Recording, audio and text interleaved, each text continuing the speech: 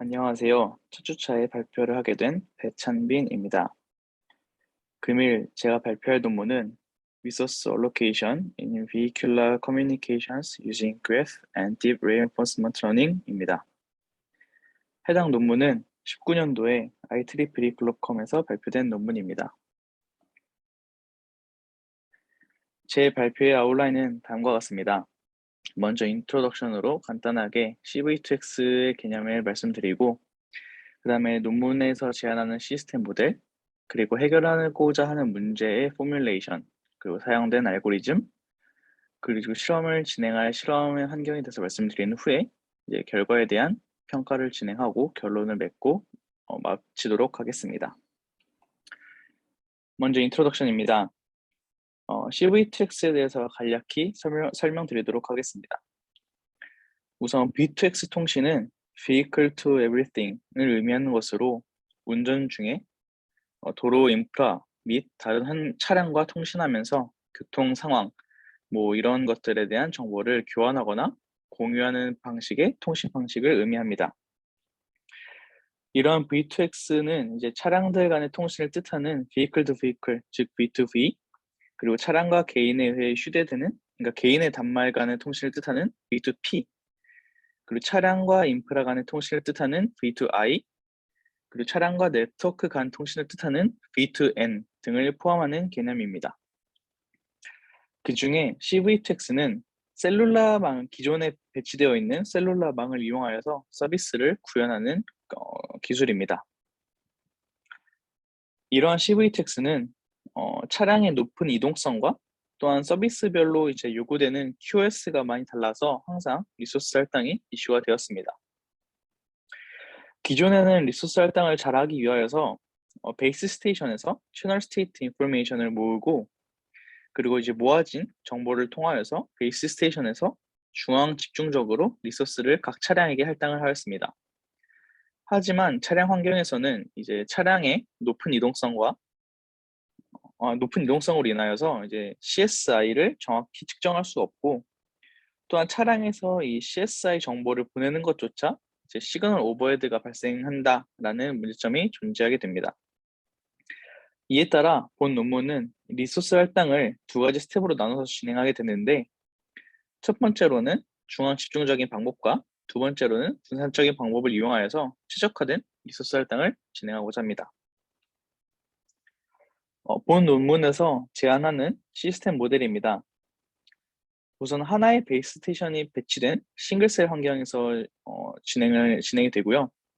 또한 N개의 V2I 링크를 사용하는 차량과 또 M개의 V2V 링크 페어의 차량들을 발생시키게 됩니다. 또한 리소스 할당을 위하여서 리소스 블럭을 F개의 이제 리소스 블럭을 생성하게 되는데 이 해당 리소스 블럭은 이제 V2I 링크의 개수와 동일하게 즉 F는 N의 값으로 생성을 하게 됩니다. 이때 피규어에 나와 있듯이 각 통신 사이에서는 간섭, 즉 인터피어런스가 존재하게 되고 또한 이제 각 통신 간의 SINR을 고려하여서 리소스 할당을 위한 식을 포뮬레이션 하게 됩니다.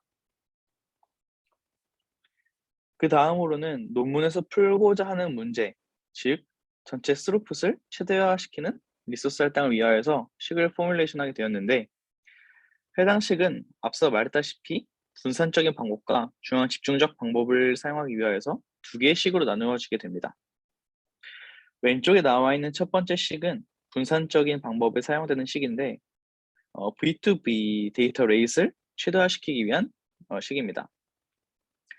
이를 위하여서 이제 V2V를 사용한 차량의 트랜스미션 파워를 DRL 기반의 알고리즘을 학습시킨 후에 각 차량에 배치하여서 가장 적절한 파워 셀렉션을 하게 됩니다. 이렇게 학습 후에 각 차량에 배치를 하게 되므로 분산적인 방법이라고 논문에서는 지칭을 하였습니다. 그리고 두 번째 식은 오른쪽에 박스 안에 있는 식인데 이는 중앙 집중적인 방법에 사용되는 식입니다. 즉 간섭을 최소화함과 동시에 채널 게인을 최대화시켜서 최대화시키는 식인데 이를 위하여서 그래프 기반의 매칭 알고리즘을 베이스 스테이션에서 진행하여서 각 차량에게 채널 할당해 주게 됩니다. 첫 번째 식과 이제 방법과 다르게 베이스 스테이션에서 채널을 할당을 주므로 이를 중앙 집중적인 방법이라고 논문에서는 지칭하였습니다. 또한 이를 위한 제약 조건들은 우측에 보이는 식들로 이루어져 있으며 식들에서 사용된 파라미터들은 오른쪽 아래 작성을 해 두었습니다. 두 가지 최적화 문제 중에 먼저 채널 할당에 대해서 살펴보겠습니다. 채널 할당은 총 세 가지 단계로 진행이 됩니다. 첫 번째 단계로는 이제 V2I 링크를 생성된 리소스 블럭에 할당을 하는 단계입니다. 우측 피규어를 보시면 왼쪽에는 V2I 링크와 오른쪽에는 리소스 블록들을 배치해 두었고 각 링크와 리소스 블록 사이의 채널 게인을 웨이트로 나타냈습니다. 즉, n번째 V2I 링크와 n번째 리소스 블록 사이의 채널 게인이면 W, n, m으로 나타내게 되었습니다. 시스템 모델에서 봤듯이 V2I 링크 수와 리소스 블록의 수를 동일하게 생성하였으므로 이 문제는 퍼펙트 바이퍼티트 매칭 문제가 되고 또한 이제 V2I 링크와 리소스 블록 사이의 웨이트인 채널 게인들의 합을 최다시키기 위하여서 헝가리안 알고리즘을 사용하게 되었습니다. 두 번째 단계로는 V2V 유저들을 그룹화하기 위하여서 맥스 앤 컷 알고리즘을 사용하게 됩니다. 해당 알고리즘은 우측에 나와 있는데 우선 V2I 링크의 수와 동일한 수만큼 클러스터를 생성하게 됩니다. 그리고 각 클러스터에 랜덤하게 V2V 링크 페어를 한 개씩 배정하고 아직 배정이 안 된 페어 V2V 페어들에 대하여서 각 클러스터에 있는 디바이스와 패스로스를 계산하게 됩니다. 그 계산된 패스로스들을 비교하여서 그 중에 가장 최소의 값을 나타내는 클러스터에 V2V 페어를 배정하고 이를 모든 V2V 페어에 반복을 하게 됩니다. 이렇게 클러스터링을 마친 후에 앞서 진행된 V2I와 리소스 블록 간 매칭을 진행한 것처럼 그래프 매칭 문제를 진행하게 됩니다. 앞에서와 다르게 네거티브 웨이티드 헝가리안 알고리즘을 사용하게 되는데 이는 각 클러스터와 앞서 배정된 V2I 링크 사이에 채널 게인을 최소화하는 매칭을 만들고 그에 따른 채널을 할당하게 됩니다. 이때 채널 게인을 최소화시키는 이유는 한 클러스터 안에서는 동일한 리소스 블록을 사용하게 되므로 한 리소스 블록을 사용하는 이제 V2V 링크와 V2I가 같은 리소스 블록을 사용하게 되는데 이때 두 링크 사이에 간섭이 발생하여서 해당 간섭을 가장 최소화하기 위함입니다. 두 번째 최적화 문제로 트랜스미션 파워를 조절하는 문제입니다. 이는 V2V의 데이터 레이스를 최대화시키기 위하여서 트랜스미션 파워를 조절하는 것인데 이때 환경이 라지 스테이트 액션 스페이스이므로 기본 레인포스먼트 러닝이 아닌 심층 강화학습, 즉 DRL을 사용하여 문제를 해결합니다. 일반 강화학습을 라지 스테이트 액션 스페이스에 적용을 시키면 큐러닝 기반의 큐테이블이 수렴하는 데 매우 오랜 시간이 걸리기 때문에 해당 논문에서는 DRL을 사용하여 빠른 수렴을 시켰습니다. 이렇게 진행한 DRL의 중요한 파라미터들은 다음과 같습니다. 해당 환경에서 액션을 하는 에이전트는 V2V의 트랜스미터이며 스테이트는 이 에이전트가 타임 슬롯 T에서 센싱한 인바이러먼트로 정해지게 되고 화면에 보이는 식과 같이 구해지게 됩니다.